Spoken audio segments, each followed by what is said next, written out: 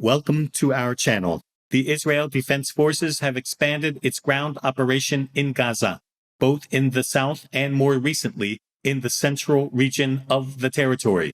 For the 2.5 million inhabitants of the Gaza Strip, this has prompted more evacuation warnings for people in the war zones. Millions of Palestinians who want to escape Hamas captivity and refuse to remain in the Gaza Strip as human shields have intensified their participation in Israeli evacuation in recent days. Most of the evacuations are known to have taken place from southern Gaza towards Rafah. Juliet Touma, UNRWA's communications director, said that Rafah is now home to over 1 million people, up from a pre-war population of around 150,000. Elsewhere in the Gaza Strip, IDF evacuations continued.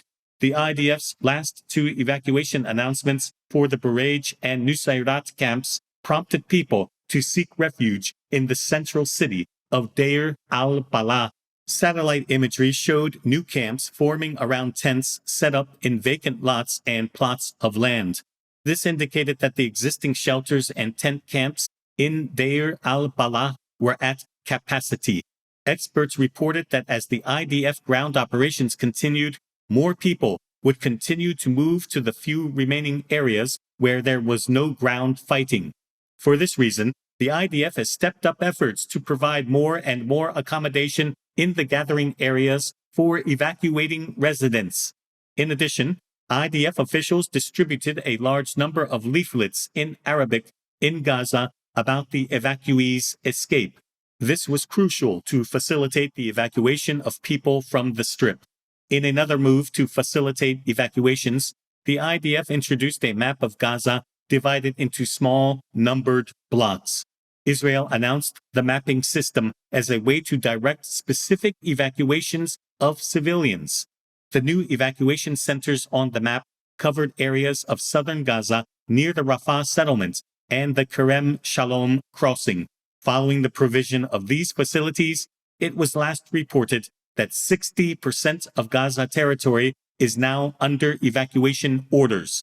The United Nations Relief and Works Agency for Palestine Refugees in the Near East has also released an important report on the latest status of evacuations under this order. The United Nations agency reported that since October 7th, close to 1.9 million people, more than 85% of the Gaza Strip's population, have fled to other areas to escape the clashes between Hamas and the Israeli army. In other words, 2/3 of Gaza has shrunk. The evacuation of the vast majority of the civilian population was something that Hamas did not support. In order to prevent these evacuations, Hamas has erected numerous roadblocks, especially along the access roads in southern Gaza.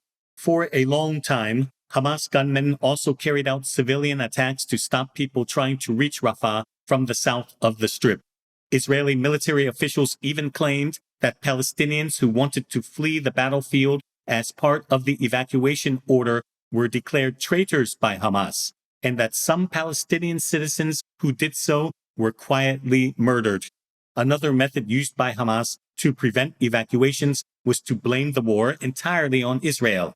Hamas, which killed 1,200 Israelis on October 7th and 158 Israeli soldiers during the war, claims that Israel is the cause of the plight of Palestinians trying to flee Gaza. But the fact that the armed organization, which has attacked Israeli cities with more than 5,000 missiles, is now trying to lock down and slow down the war from underground tunnel lines, already proves who is responsible for this situation. So why does Hamas so vehemently oppose the movement of Palestinians in the Gaza Strip from the south of the territory to Rafah or other safe areas, and carry out civilian attacks on people trying to flee? The primary reason for this is that as the civilian population leaves the Gaza Strip, Hamas is left without much more of a shield, especially in the south of the territory. So now, as civilians flee the area, Hamas is clearly becoming an Israeli target. IDF military officials underline the critical importance of this situation. the IDF announced in a statement that the Israeli army will act against Hamas wherever it operates in full adherence to international law, distinguishing between combatants and civilians, and taking all possible measures to minimize harm to civilians. The work on evacuations and civilian separation has naturally worried Hamas that the IDF forces are moving to the next stage. So what is the IDF's planned next phase in the Gaza Strip? Israel seems to be planning to move its army into every single area, every single section, and every single street in the Gaza Strip.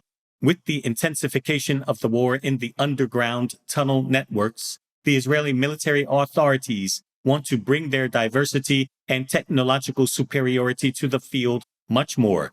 With the evacuation of civilians, it will be much easier for Israel to achieve this goal. With the war zone cleared of all risks, the IDF is likely to reintroduce air power. This tactic, which is based on the prioritization of airstrikes in order to destroy Hamas sources and to de-escalate the region in terms of conflicts, has become quite standardized. When it comes to the Israeli army's air power, the first thing that comes to mind is the F-16 fighter jet. But these are no ordinary F-16s. This is the F-16I, Sufa. The added I stands for Israel because it has been heavily modified to suit the specific needs of the Israeli Air Force. The word Sufa is Hebrew for storm. To make the pilot's incredible job as easy and effective as possible, the F-16I is equipped with state-of-the-art weapons system hardware, a specially built radar system, and a unique helmet system that allows the pilot to launch weapons at enemy aircraft. Harran and Hermes drones also contribute significantly to the Israeli military's air power. With this powerful air fleet, Israel can target all Hamas resources in the region, especially in southern Gaza, once the evacuations are complete. The next stage will be for the IDF to push the ground offensive much harder and squeeze Hamas in its tunnel networks. For this purpose, the Israeli army has the Trophy Active Tank Defense System, Merkava 4 main battle tanks, and Granit armored vehicles. The Trophy Active Tank Defense System was developed with one goal in mind: to eliminate the last Achilles heel of armored vehicles and tanks with modern anti-tank guided missiles. Trophy's detection system creates a 360-degree protective shield around the tank. When an enemy launches a rocket at a tank equipped with Trophy, the system immediately detects and neutralizes any threat to the tank by firing its own missile, which blows up the enemy missile. Merkava main battle tanks, on the other hand, are indispensable for Israel's ground offensive.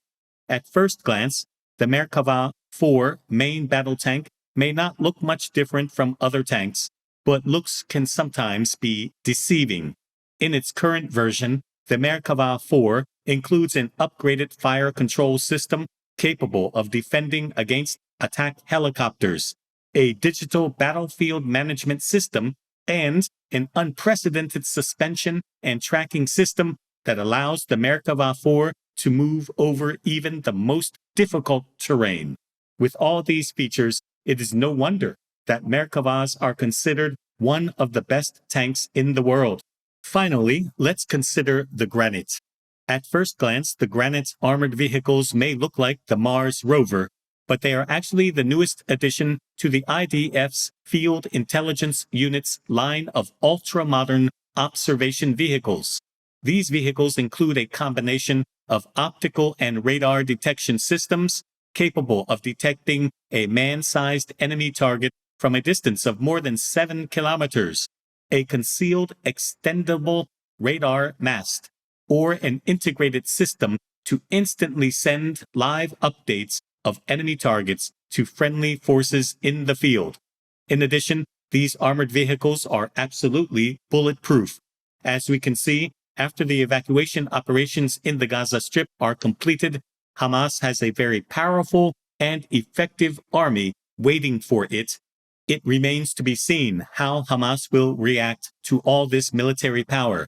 Most military analysts and war experts believe that Hamas will not be able to withstand this heavy and powerful army and will be forced to release the hostages held in southern Gaza. We will see what will happen on the line of hell and what possibilities will materialize. But most importantly, we hope that the Hamas hostages will be freed soon and peace will return to the region.